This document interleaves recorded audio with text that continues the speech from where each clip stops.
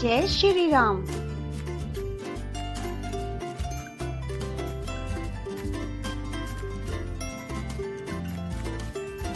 Channel पर नए हो तो चैनल को सब्सक्राइब कर देना, लाइक, शेयर और कमेंट कर देना और हाँ, वीडियो को अंत तक देखना। जैसा कि आप सभी जानते हैं, दिवाली का पर्व हिंदुओं का प्रमुख त्योहार है। इस दिन माता सीता, भ्राता लक्ष्मण के साथ श्री रामचंद्र जी 14 वर्ष का वनवास काटकर अयोध्या वापस आए थे। उनके अयोध्या आने की खुशी में अयोध्या वासियों ने घी के दिए जलाए, जिस कारण अमावस्या की उस रात्रि को चारों तरफ पूर्णिमा के दिवस जैसा प्रकाश छा गया। अयोध्या नगरी का एक एक कोना दीपों से जगमग जगमग करने लगा। आइए दीपावली के बारे में विस्तार से जानते हैं। कार्तिक माह की अमावस्या से पूर्व कृष्ण पक्ष की त्रयोदशी तिथि को भगवान धन्वंतरी जी अमृत कलश लेकर समुद्र मंथन के समय प्रकट हुए थे। इसलिए इस तिथि को धनतेरस या धन त्रयोदशी के नाम से भी जाना जाता है। कार्तिक माह की कृष्ण पक्ष की त्रयोदशी तिथि को धनतेरस या राष्ट्रीय आयुर्वेद दिवस के रूप में भी जाना जाता है। ऐसी मान्यता है कि जब धन्वंतरी जी प्रकट हुए तब उनके हाथों में अमृत से भरा कलश था। भगवान धन्वंतरी चूंकि कलश लेकर प्रकट हुए थे, इसलिए इस अवसर पर बर्तन खरीदने की परंपरा है। कहीं कहीं लोक मान्यता के अनुसार यह भी कहा जाता है कि इस दिन धान खरीदने से उसमें 13 गुना वृद्धि होती है। इस अवसर पर लोग धनिया के बीज खरीदकर भी घर में रखते हैं। इस दिन यदि आप धनिया के बीज खरीदकर घर लाते हैं या धनिया के बीज का रोपण करते हैं तो आपके घर में संपत्ति, सुख सुविधाएं स्वयं ही उत्पन्न हो जाती हैं। धनतेरस के दिन शाम के समय घर के बाहर मुख्य द्वार पर आंगन में दीप जलाने की प्रथा भी है। इस प्रथा के पीछे एक लोक कथा है। आइए उस लोक कथा का स्मरण करते हैं। कथा के अनुसार किसी समय एक राजा हुआ करते थे जिनका नाम था हेम। देव कृपा से उन्हें जब पुत्र रत्न की प्राप्ति हुई तब ज्योतिषियों ने उनकी कुंडली बनाई, परंतु जैसे ही ज्योतिषी उनकी कुंडली बनाने लगे तो उन्हें पता चला कि बालक का विवाह जिस दिन होगा उसके ठीक 4 दिन बाद वह बालक मृत्यु को प्राप्त हो जाएगा। राजा इस बात को जानकर बहुत दुखी होने लगा और राजकुमार को ऐसी जगह पर भेज दिया जहां किसी स्त्री की परछाई भी ना पड़े। देवयोग से एक दिन एक राजकुमारी उधर से गुजरी और दोनों एक दूसरे को देखकर मोहित हो गए और उन्होंने गंधर्व विवाह कर लिया। विवाह के पश्चात विधि का विधान सामने आया और विवाह के 4 दिन बाद यमदूत उस राजकुमार के प्राण लेने आ पहुंचे। जब यमदूत राजकुमार के प्राण ले जा रहे थे, उस वक्त नवविवाहिता उसकी पत्नी का विलाप सुनकर उनका हृदय द्रवित हो उठा, परंतु विधि के अनुसार उन्हें अपना कार्य करना पड़ा। यमराज को जब यमदूत यह कह रहे थे, उसी समय उनमें से एक ने यम देवता से विनती की, हे महाराज, हे यमराज, आप यम के देवता हैं, कृपया कोई ऐसा उपाय बताए जिससे मनुष्य अकाल मृत्यु से मुक्त हो जाए।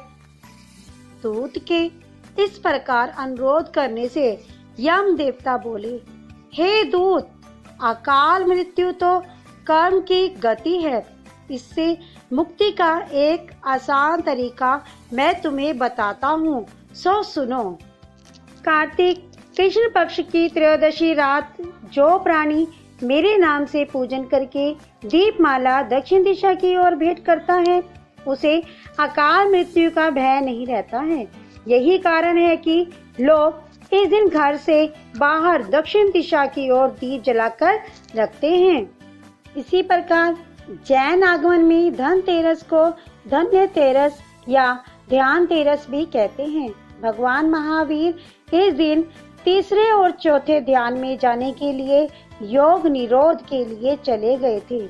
3 दिन के ध्यान के बाद योग निरोध करते हुए दीपावली के दिन निर्वाण को प्राप्त हुए। तभी से यह दिन धन्य तेरस के नाम से भी प्रसिद्ध हुआ। कार्तिक कृष्ण अमावस्या को दीपावली मनाने की प्रथा सदियों से चली आ रही है।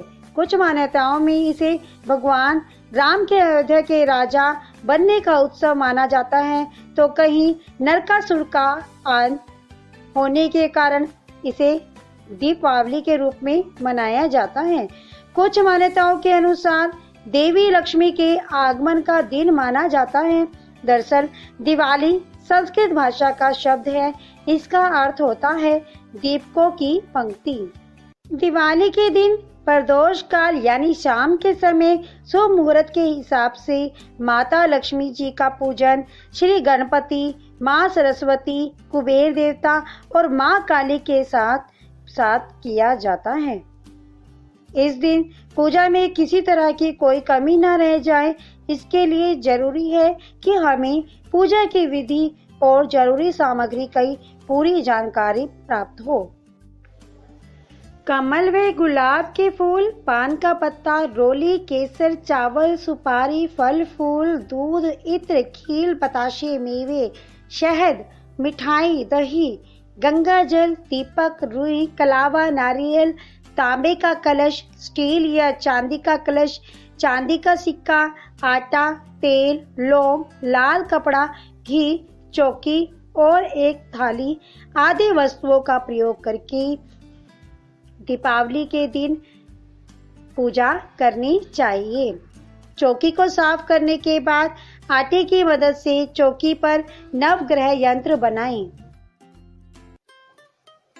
स्टील के कलश में दूध, दही, शहद, गंगा जल, लौंग इत्यादि भरकर उस पर लाल कपड़ा बांध दें और उसके ऊपर नारियल विराजित कर दें।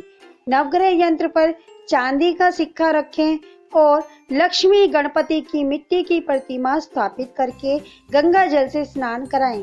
रोली और अक्षत से टीका करें।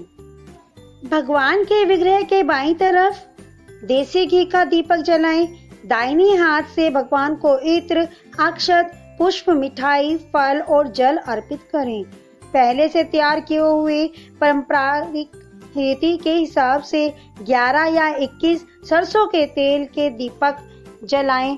इसके साथ ही 1, 5 या 7 दीपक देसी घी के भी जलाएं। इसके बाद अपने दाहिने हाथ यानी सीधे हाथ में पुष्प और अक्षत लेकर लक्ष्मी, गणेश सहित सभी देवी देवताओं का ध्यान करते हुए पूजा का संकल्प करें। इसके बाद सबसे पहले गणपति और लक्ष्मी का पूजन करें। फिर दीपक पर रोली और अक्षत से टीका करें और जीवन को प्रकाशित करने के लिए दीपक और अग्निदेव का धन्यवाद करें। इसके बाद महिलाएं माता लक्ष्मी जी को श्रृंगार की सामग्री अर्पित करें। यह सामग्री किसी को दान या उपहार में ना दें। माँ लक्ष्मी का आशीर्वाद मानकर इसका उपयोग स्वयं ही करें। इससे माँ लक्ष्मी की कृपा आप पर सदा बनी रहेगी। लक्ष्मी जी को श्रृंगार की सामग्री अर्पित करने के पश्चात जो सामग्री प्रयोग करता है उस पर माता लक्ष्मी अपनी कृपा सदैव बनाए रखती है। इस दिन कार्य क्षेत्र में तरक्की पाने के लिए स्थिर लगन में श्री सूतक का पाठ करें। इस पूजा में गणपति और लक्ष्मी जी के साथ भगवान विष्णु की स्थापना जरूर करें।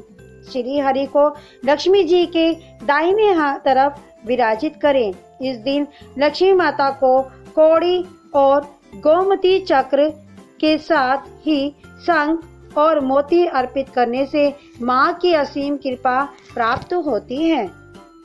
दीपावली के दिन व्यापारी अपने बही खातों को बदलते हैं तथा नए बही खातों का प्रयोग करते हैं। वे इस दिन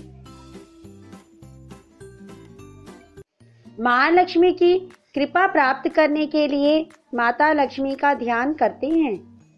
मान्यता है कि इस दिन माता लक्ष्मी की कृपा प्राप्त करने से साल भर व्यापार में वृद्धि होती रहती है।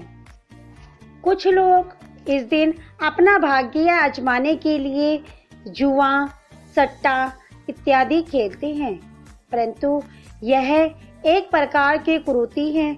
हमें इसको नहीं अपनाना चाहिए तथा दीपावली के पर्व को हर्षो उल्लास के साथ सादगी के साथ मनाना चाहिए।